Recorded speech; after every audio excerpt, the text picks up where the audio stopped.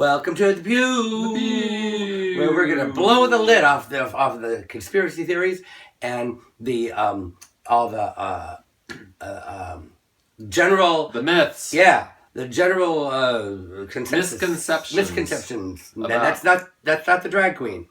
We're gonna tell you all about the misconceptions.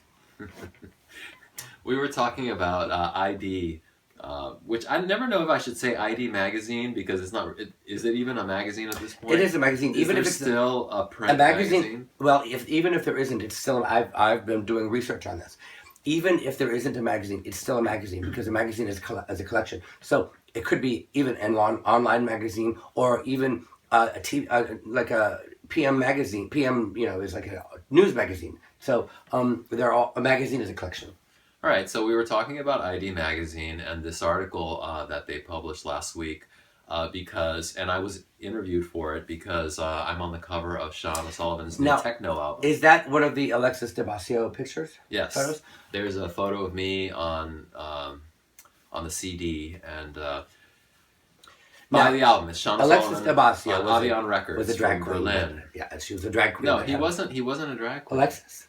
You're thinking of Alexis. You're thinking of Alexis Del Rio, or no, the one that had all the pictures. Alexis was not a drag queen. The photographer was not a drag queen. No. Alexis de Basio was his name.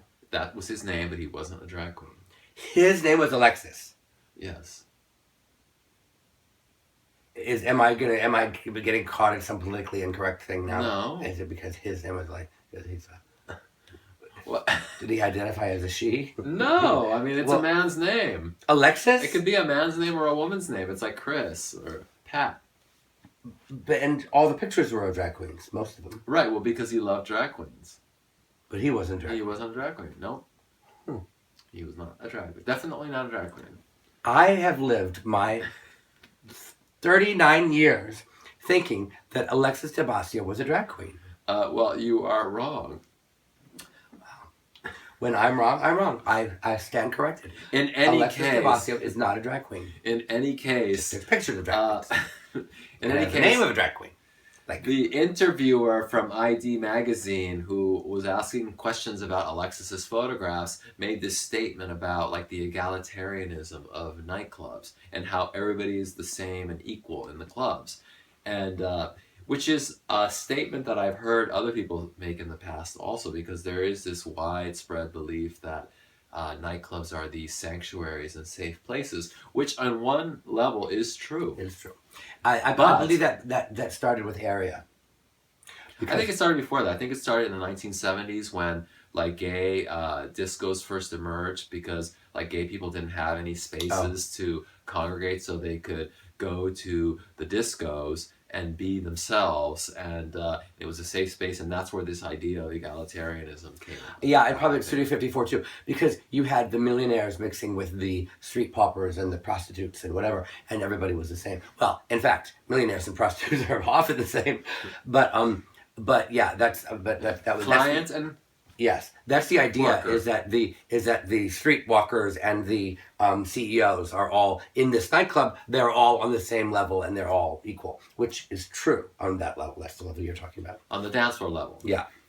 Not, now on the other level, head level. Though. On the other level, leave it to human beings to find a way to put hierarchy everywhere. Yes. And so within that egalitarian level, there are many levels. Right, well, that's what I told the interviewer from ID. I said, well, there's this belief that on the one hand, you go into these clubs and say Paradise Garage, where people thought it was this egalitarian place. Well, it really wasn't that egalitarian. I mean, because they had their VIP lists. And there's always going to be a few bitchy queens who say, I'm more bitchy than you. Right, I'm fiercer than you. Well, yeah. Grace Jones was fiercer than the rest of us, when she was there. And not everybody got invited into Larry Levan's DJ booth to snort cocaine. I mean, they just didn't. So, but the special few. But it could be a prostitute or it could be a CEO. So on that level, it was.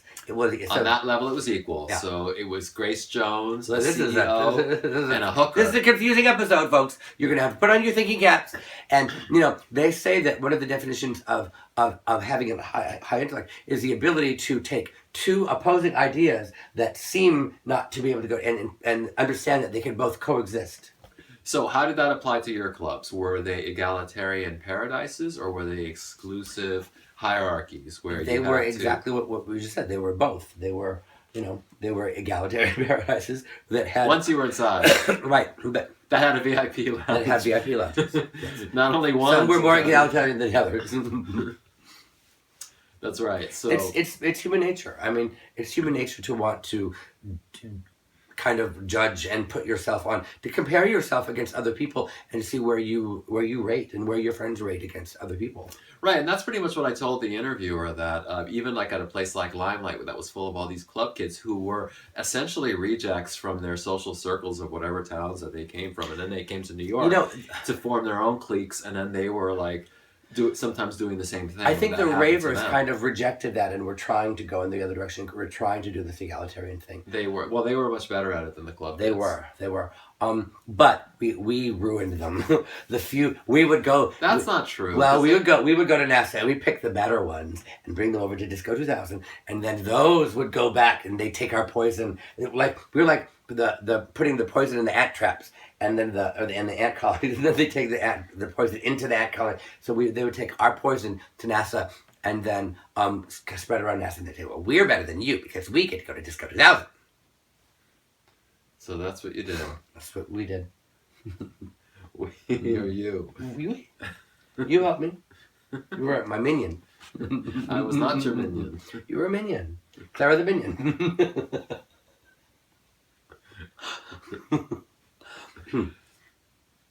We're back. And now a word from our sponsor.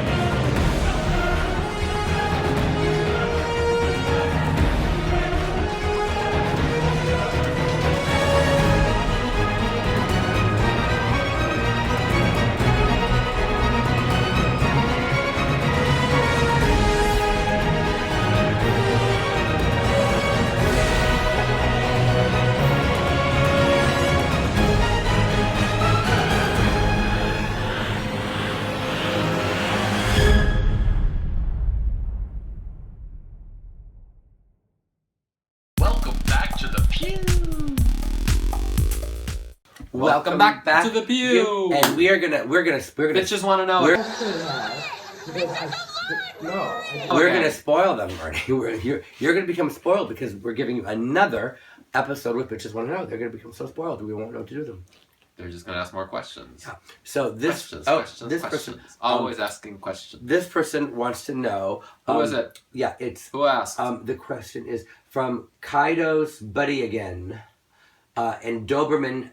Kaido's buddy again, Doberman wants to know what became of Julie Jubals. Well, the thing, you know what surprises me about that question, because I've seen that question repeatedly on the Peeew channel. People are constantly asking, and it's like, why are they so interested in Julie? Because she was a sexy, voluptuous Russian spy, secret weapon. Not at all. Well, that's what we portrayed her as. Right, well, not true. Another myth. The KGB. We're going to myth bust. Yeah, Mythbusters. So, what became of her? Well, I mean, the prevailing rumor, and it may be true, I don't know, is that she married a prince from Dubai. Well, first she married Mike Weiss from Nervous Records. Right. And then rumor has it, that she booted him to the curb when a prince came around. I don't know about that. And she kissed him and turned him into a frog. Well, And turned him into an oil tycoon. I will say that I saw Julie on the street on Park Avenue and 57th Street, probably. Park Avenue, 57th Street. Yes, What time of the day? It was lunchtime, around noon. And she looked very glammed up. She looked like a Park Avenue diva. And, she looked awesome. And we didn't really talk that much, but we just exchanged pleasantries. She has 2 teenage sons. She told me that she wasn't with Mike anymore. I guess they had divorced. And she was on her way to meet her boyfriend's parents. So I guess it was like serious. Boyfriend's parents' diamonds. And she looked great. Diamonds are I gave her my number, but she never called me. So either she lost my number or... A kiss on the hand may be quite continental. But Anyway. diamonds are Julie's best friend. She looked great. But that's really the last time I've seen her, and I haven't spoken to her since that. Oil chicks are Julie's best friend. That was about 3 years ago, or maybe 3.5 years ago. I thought it was 2 years ago. I think it was before you got out of prison. No, it wasn't, because I remember you telling me about it. Oh, after you just met Oh, her. okay. So then, After you just seen her. so then it was two and a half Yeah. years ago, or 2 years ago. Yeah. And we were talking about her because we had found somebody online who was doing like party planning or something for kids' birthday parties or something, and we were wondering if that was the same Jules. No, it wasn't, but she is a graphic designer, and she does do invitations and other kinds of like design of graphics and invites and programs and that kind of stuff. And that, boys and girls, is what became of Julie Jules. So stop asking. Or we'll just refer to people to this episode. Bye. Bye.